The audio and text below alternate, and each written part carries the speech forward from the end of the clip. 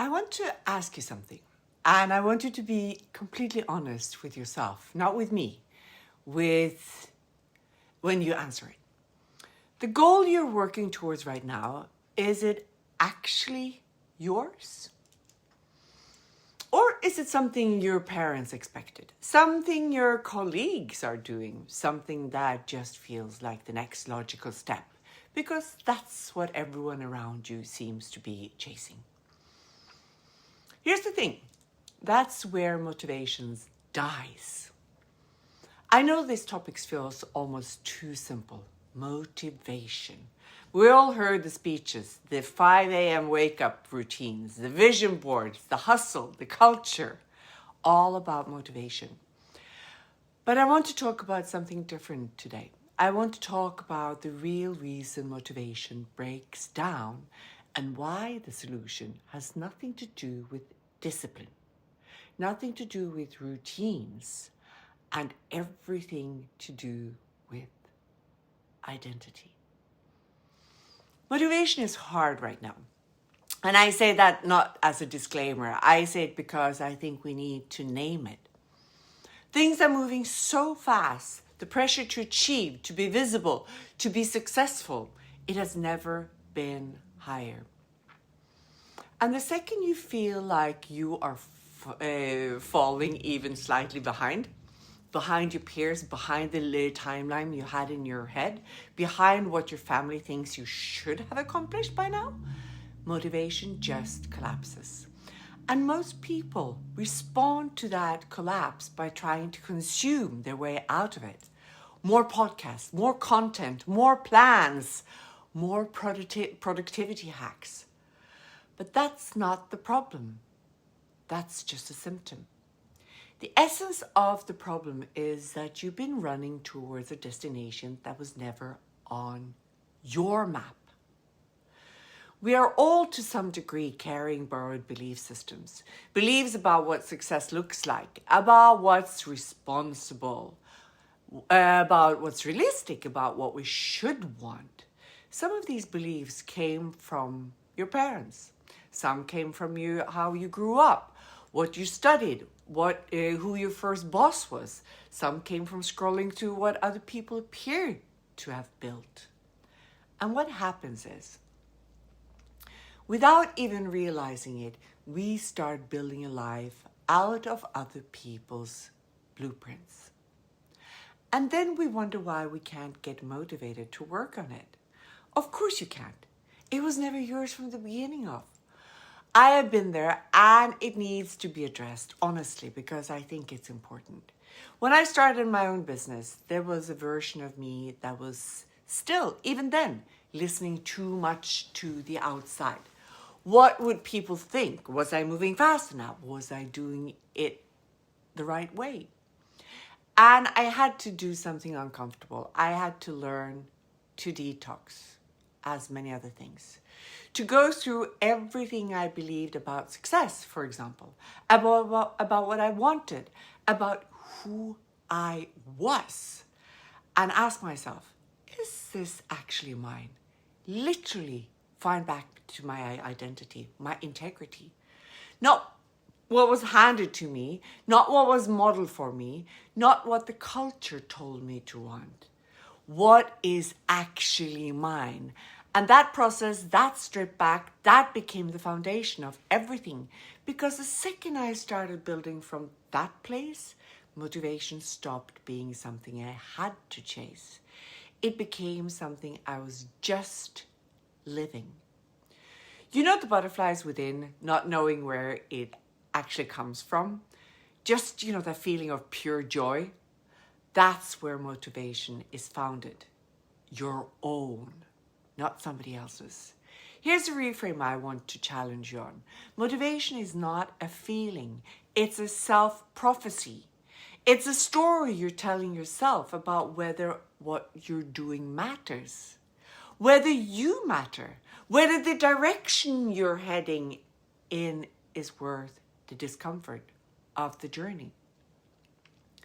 And that story only holds up when it's built on your truth, your integrity, your authentic values.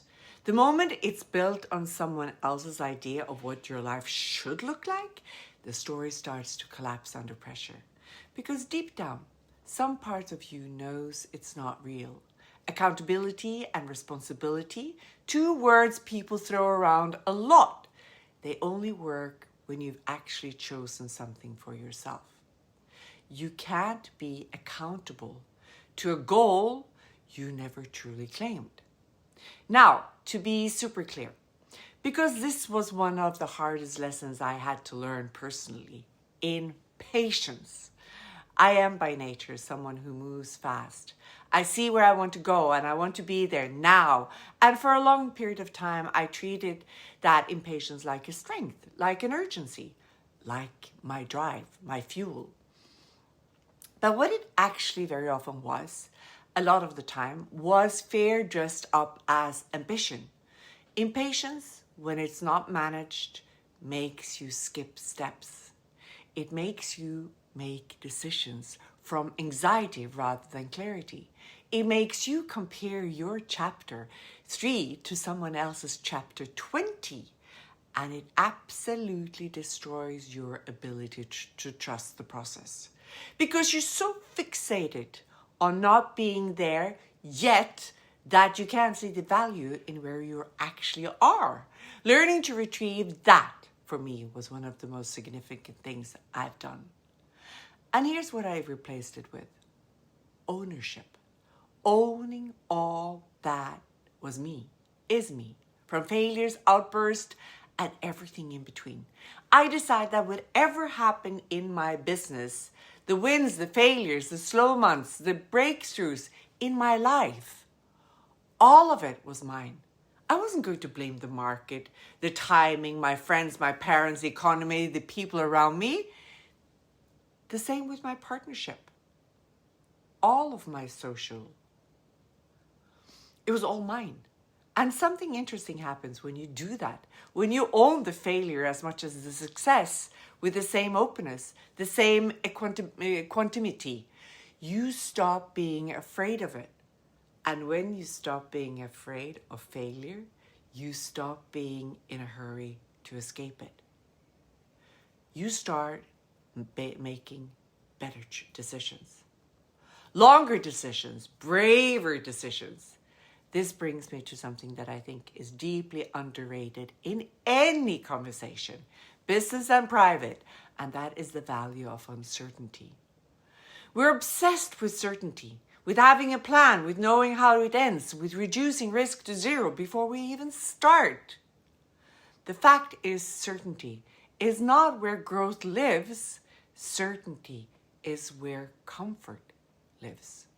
Uncertainty is the territory where you actually find out who you are, where you discover what you're made of, where innovation happens, where creativity gets forced into expression, where the ideas that actually matter to you rise to the surface, because you have no choice but to rely on yourself. That was my huge insight when I stopped listening to my surroundings and started trusting my own drive, my own vision, my own desire. That uncertainty stopped feeling like a threat. It started to feel like space. That's when you start creating your own motivation.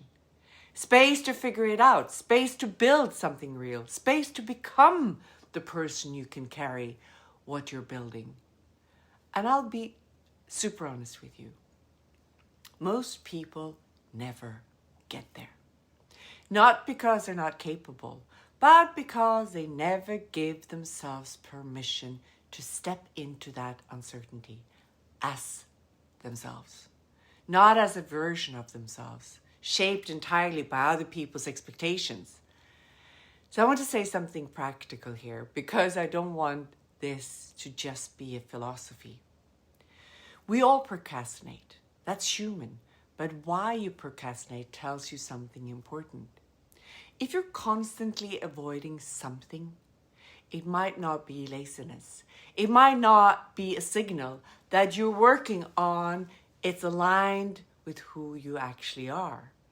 So one of the things I always come back to is what genuinely inspires you, not what should inspire you.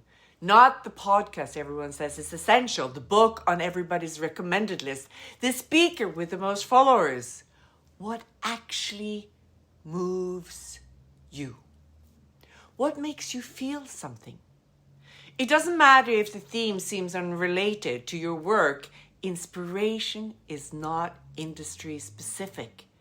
Some of my most important business thinking has come from reading about philosophy, about art, about psychology, and vice versa. Things that had nothing to do with business or being me, but everything to do with how I think. Curate your inputs based on your response to them, not based on what looks good or what's expected. So let me bring this back to where we started. The goal you're working towards, is it yours? Because if it is, if it generally comes from your values, your vision, the kind of life that actually means something to you, then motivation is not actually your problem. It will come. It will sustain, even through the hard seasons. But if it's borrowed, if you're running somebody else's race, then no productivity system in the world will save you. You will hit the wall again and again because some part of you is always holding back, refusing to go all in on something it never agreed to in the first place. The work I want to invite you to do is the internal audit. Figure out what's yours, keep it, own it, the wins and the failures equally, and then build from that place. That's not the easy path, but is the one that actually leads somewhere that means something. I'd love to know what come up for you watching this. Drop a comment below, and if this resonates, share it with somebody that might need to hear it. I don't know.